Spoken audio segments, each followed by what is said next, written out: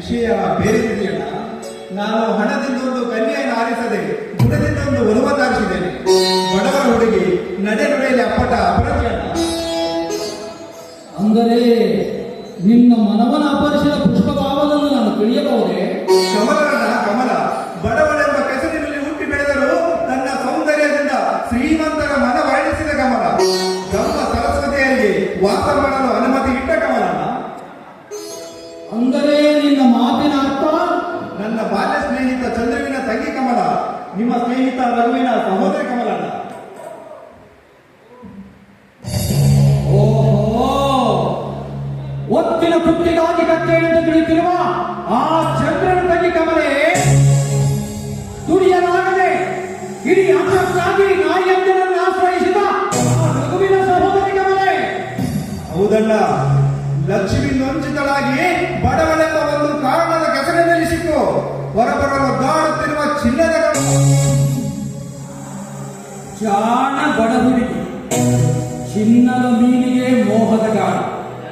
ವಿಜಯ್, ನಿನ್ನ ಮುಗ್ಧತೆಯನ್ನು ಕೆರಳಿಸಿ ತನ್ನ ಸೌಂದರ್ಯವನ್ನು ಅರಳಿಸಿ ಈ ಮನೆಯ ಸಿರಿಯನ್ನು ಮೋಹಿಸಿ ಮೋಹದ ಪ್ರೇಮದ ಬಾಣವನ್ನು ಬಿಟ್ಟಿದ್ದಾಳೆ ಆ ಕಪಟ ದೇಶದ ಕಮಲೆ.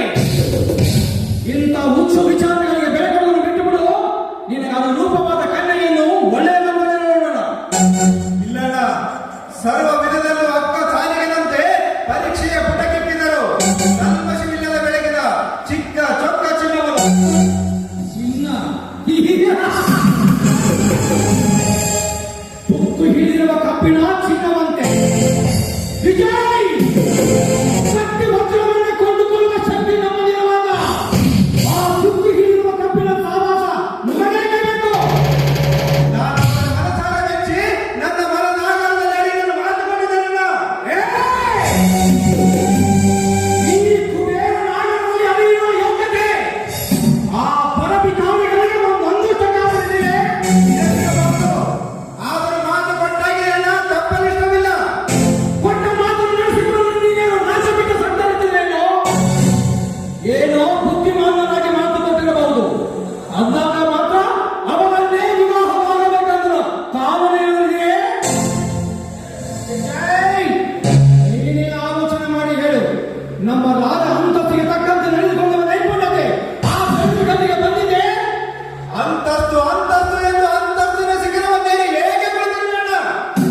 ಮನುಷ್ಯ ಮನುಷ್ಯನ ಲಾಭ ಅಂತಸ್ತಣ್ಣ. ನೀತಿ ನಡವಳಿಕೆ ಅಂತಸ್ತು ಸರಿಯಾಗಿದ್ದರಾಯ್ತು. ಇನ್ನು ಒಮ್ಮೆ ಅಲ್ಲಿ ಒಮ್ಮೆ ಇಲ್ಲಿ ಆಗಿರುವ ತರದ ಹಣದ ಅಂತಸ್ತನ್ನು ಹೇಗೆ ನೋಡುವೇಣ? ಗುಣವನ್ನು ನೋಡೋಣ. ಗುಣ ಶಂಕದ ಹಾಗೆ ಅದನ್ನು ಬೆಂಕಿಯೊಳಗಾಗಿ ಅದೆಷ್ಟು ಕಾಯಿಸಿದರೂ ಅದರ ಬಿಳುಪು ಬದಲಾಗದು. ಅದರಿಂದ ಹಣದ ಕಾಲದ ಕಟ್ಟಡಾಗಿ ನೋಡು. ಕೊನೆಗೆ ನಿಮ್ಗೆ ಸಿಗುವುದು ಬರೀ ಬೂದಿ ಮಾತ್ರ. ನೀನೇನನ್ನ ಬೂದಿಗೆ ಮಾಡಾಗುವೆ. ವಿಜಯ್, ವೇದಾಂತವನ್ನು ಸಾಕು ಮಾಡು. ಯಾವುದಲ್ಲ ವೇದಾಂತ? ಬೆಳಗ್ಗೆ ಎದ್ದೊಡನೆ ನೆನೆಯುವ ಶಿವನೇ ಆ ನಿನ್ನ ಹಣದ ಕಟ್ಟನ್ನು ಸುಟ್ಟು ಅದರ ಬೂದಿಯನ್ನು ಮೈಗೆ ಬರೆದುಕೊಂಡು ಗುಣದ ಶಂಕವನ್ನು ಊದ ಹಚ್ಚಿದಾಗ ಇನ್ನು ಅವನ ನಿರ್ಮಿಸಿ ಈ ಹುಲ್ಲು ಜೀವಕ್ಕೆ ಹಣದಾಸೆ ಬಾಣ ಹಣದ ಬಿರುಗಾಳಿಯಲ್ಲಿ ತೂರಿ ಹೋಗದೆ ಗುಣದ ಸಂಗಾಳಿಯಲ್ಲಿ ಸೇರಲು. ವಿಜಯ್, ವಿಜಯ್, ಸಿಟ್ಟು ಕೆಟ್ಟದಾಗಿ ಬೆಟ್ಟದೆತ್ತರ ಕಾಣಲು ತಮ್ಮನೆಂಬ ಮಮತೆಯಿಂದ ತಡೆ ಹಿಡಿದು ಕೊನೆಗಾಗಿ ಹೇಳಬೇಕೇನು? ನನಗೆ ಈ ಸಂಬಂಧ ಸ್ಥಿರ ಮಾತ್ರ ಇಷ್ಟವಿಲ್ಲ. ಒಂದು ಕಾಲಕ್ಕೆ ಈ ನಾಡನ್ನೇ ಆಳಿದ ನಾವು ಜಗತ್ತಿದ್ದೊಬ್ಬ ಪರಭಿಕಾರಿಯೊಂದಿಗೆ ನಿಗಮನ ಮಾಡಿ ಈ ಸಮಾಜ ನಿರ್ಮಾಣದಲ್ಲಿ ಈಡಾಗಲಿಕ್ಕೆ ನಾನು ಇಚ್ಛಿಸುವುದಿಲ್ಲ. ನಿನ್ನ ಹಣವನ್ನು ಬಿಟ್ಟು ಹೂ ಅನ್ನುವುದಾದರೆ ಆ ತಮಗಿಂತ 1000 ಪಟ್ಟು ಸುಂದರ ಸುಕುಮಾರಿಯೊಂದನ್ನು ಮದುವೆ ಮಾಡುವೆ. ಯೋಚಿಸು. ನನ್ನನಿಗೆ ಅಂತಸ್ತಿನ ಹುಚ್ಚು ಅತಿ ಹೆಚ್ಚಾಗಿದೆ.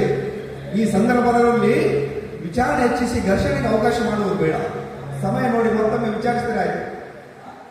ಆಗಣ್ಣ, ಅಣ್ಣ, ನೀನು ಹೇಳಿದನ್ನು ನಾನು ವಿಚಾರಿಸುವೆ, ನಾನು ಹೇಳಿದನ್ನು ನೀನು ಸ್ವಲ್ಪ ವಿಚಾರಿಸೋಣ. ನಾನು ಇನ್ನು ಬರ್ತೇನೆ.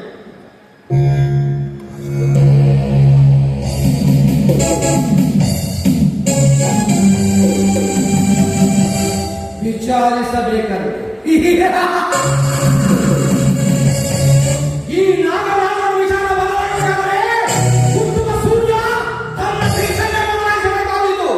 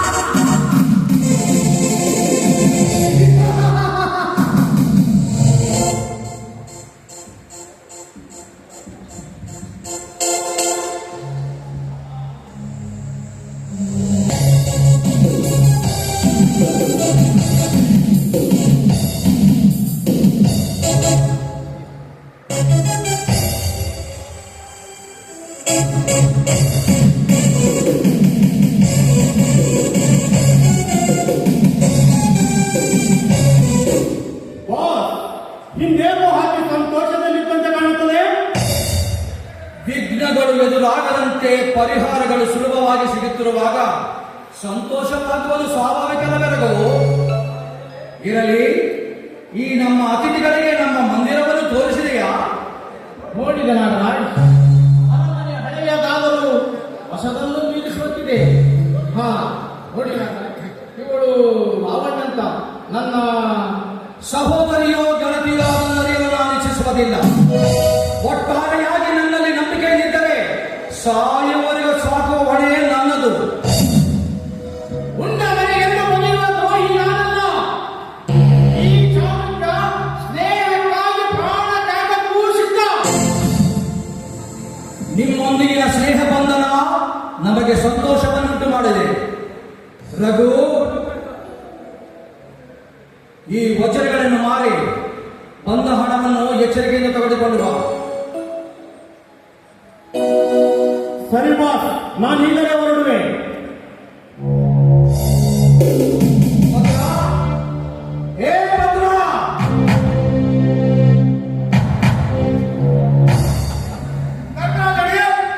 ಹೌದು ಭದ್ರ. ಭದ್ರ, ನಮ್ಮ ರಘುವಿನ ಅಣ್ಣ ಚಂದ್ರನಿಗೆ ಅವನ ಅಣ್ಣನ ಹೆಸರು ಹೇಳಿ ಇಲ್ಲಿ ಕರೆದುಕೊಂಡು ಬಾ. ಓಕೆ?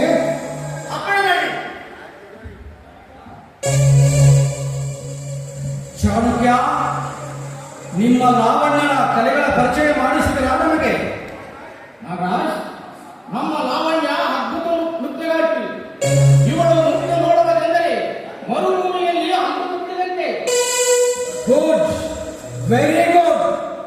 ನಮಗೆ ಇಂಥ ನೃತ್ಯಗಾರ್ತಿ ಒಬ್ಬರ ಅವಶ್ಯಕತೆ ಮೊದಲಿನಿಂದಲೂ ಇತ್ತು. ನಮ್ಮ ಇಂಗಿತದಂತೆ ನಟನೆ ಮಾಡುತ್ತಾ ನೃತ್ಯಿಸಬಲ್ಲಳೇ ನಿಮ್ಮ ಲಾವಣ್ಯ? ಅವಶ್ಯವಾಗಿ ತಮ್ಮ ಅಪ್ಪಣೆಯಾದರೆ ತಪ್ಪು ಒಪ್ಪು ಪ್ರಸಂಗದಲ್ಲಿಯೂ ನೃತ್ಯಿಸಬಲ್ಲಳು. ನಾಗರಾಜ್, ಇನ್ನಿವಳು ತಮ್ಮ ಆಜ್ಞಾಪನಗಳು. ಸರಿ, ಹಾಗಾದರೆ ನೀನು ಕಳಿಸಿರುವ ಮೊತ್ತದ ಹಣವನ್ನು ಭದ್ರವಾಗಿ ನಮ್ಮ ಜೋಬಿಯಲ್ಲಿದೆ. ಸರಿ ಸರಿ.